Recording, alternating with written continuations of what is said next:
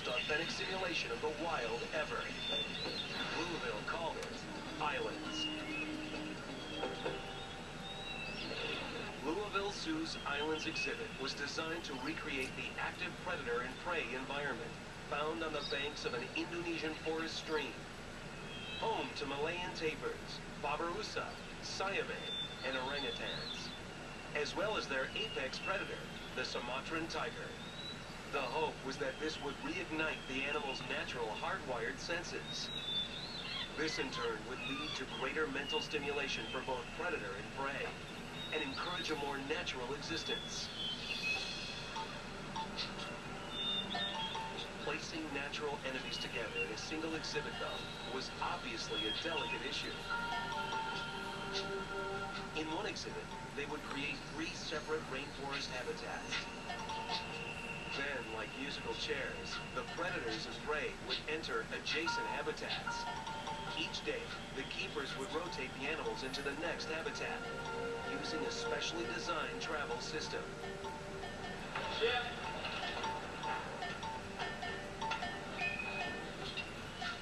This would create a trail of scents in each environment, alerting the animal that both friends and foes were near.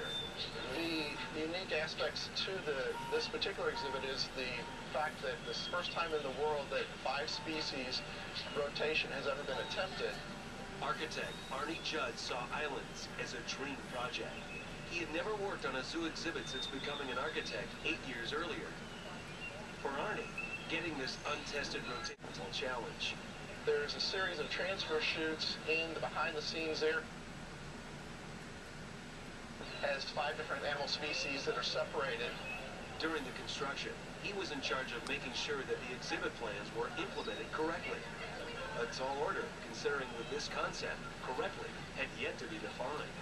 Different animals have different behaviors, different personalities, and the aspect of the design was so complex with the transfers and the transfer doors and the transfer chutes that we never really had a chance to call anybody and review the idea and say, hey, do you think this will work? We're going to try this.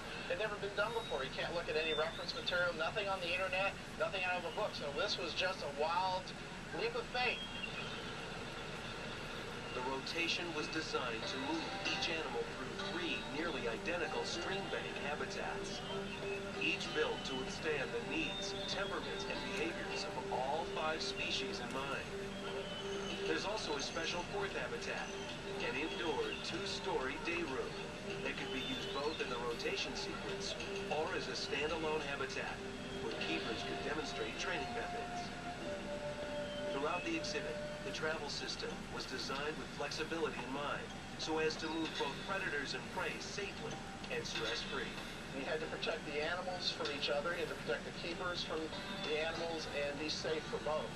Still, in Islands, creating the complex physical structure was only half the exhibit. Here, rotation relied heavily on the will of the animals. So to make Arnie's exhibit structure mean anything, it was up to veterinarian and animal trainer Jane Ann Franklin to train the predators and prey to rotate through it. Come here. A key element that many critics thought impossible. We've always been the kind of place to take risks and to try new and different things. As soon as somebody says, we do it this way because we've done it this way for 20 years, well, you know, I'm going to find another way because I'm just not going to buy that. For Jane, though, Islands would be her greatest challenge yet. As construction was completed, and with opening day looming, she would have just 2 weeks to show the world that a predator and prey exhibit was possible. Amber and Teak were the easiest to train. The 2 very intelligent 16-year-old orangutan siblings had been hand-raised at the Columbus Zoo in Ohio. And then there were the predators. Louisville would have 2 Sumatran tiger males, Dutch and Moose, as well as a female, Tabby. The zoo hoped that the unique stimulation of prey would encourage breeding, providing a mix with a new generation of predators. Jane's first order was to train the prey animals to move through the complex travel system to access the individual habitats.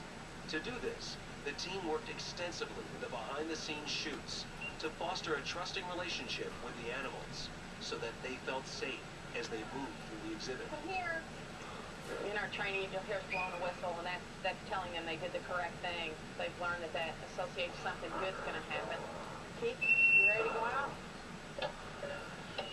Throughout the exhibit, there are over 75 shift doors, and for a rotation to work, their operation was critical. Closing them too soon or opening them too late could compromise the trust the animal has for the keeper. It's late in the afternoon, and we're going to start rotating some animals. We've brought in the Babirusa female, and they're going to set up the exhibit for the male tiger. With only 1 week to go before opening, Jane was feeling confident about Amber, Teak, and the other prey animals' ability to move through the intricate system. Now, it was time to add the wild card. Training the tigers to use the rotation system was the last phase in the predator and prey simulation. It was also the most critical. Because although the tigers would never come in direct contact with the prey animals, Jane was fearful that the prey animals would refuse to use the rotation system now that they sensed the tiger's presence. For Jane and her staff, the moment of truth was drawing near. It's such a huge change. And you have to be flexible with that. I mean, they are what they are. Coming up, it's the opening day for Islands. Or is it?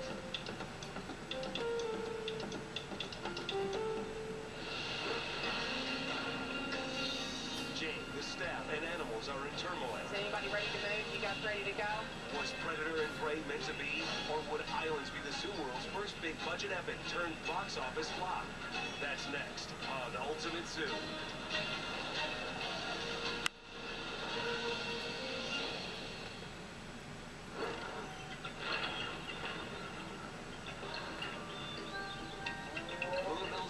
Just created an Indonesian theme exhibit that for the first time would bring predator and prey together safely to reignite the acute senses that animals relied on in the wild, and thus encourage a more natural existence in the exhibit. Inhabiting this breakthrough exhibit would be orangutans, tapirs, siamang, babirusa, as well as their deadly predator, Sumatran tigers. And each day, they would rotate simultaneously through a series of 3 interconnected habitats. The goal was that in each new habitat, the incoming animal would confront the sights and smells of the previous animal, thus triggering a natural response in the animal, whether it be that friends were near or danger lurked. Only there were 2 big problems. One was that such an exhibit had never been done before, and 2, that it relied entirely on the willingness of the animals. We never knew until the last minute whether it was going to work or not. We had a lot of Down and Thomases out there. They said, if you ever can get this to work, it'll take you at least 2 years to get the animals trained to rotate through all here, and quite frankly, you'll be lucky if it ever happens. Jane Ann Franklin and her staff had spent the last 2 weeks training the predators and prey to move through the complex travel system and into the habitats. Come opening day, though, the predators and prey had yet to rotate together. Is anybody ready to move? You guys ready to go? We're going to go ahead and start moving. And it didn't look like they would anytime soon. That morning, Teak, the orangutan, becomes spooked and it snowballs through the exhibit.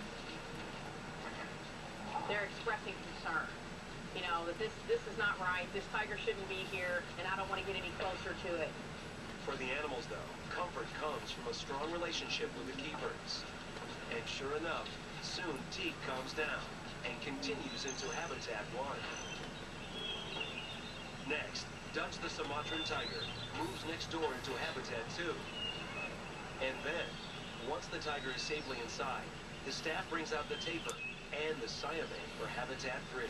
Siamang are going to come out of stall 4 and come all the way down the transfer and go out with that tapir. So. For architect Arnie Judd, the moment was a significant achievement. Absolutely. We were nervous on day 1 when they finally got an animal in each habitat on opening day. It was like our sigh of relief for everybody. After all the animals were brought out, it was then time for the first predator and prey rotation through the habitats. First, Amber and Teak are moved to the day room.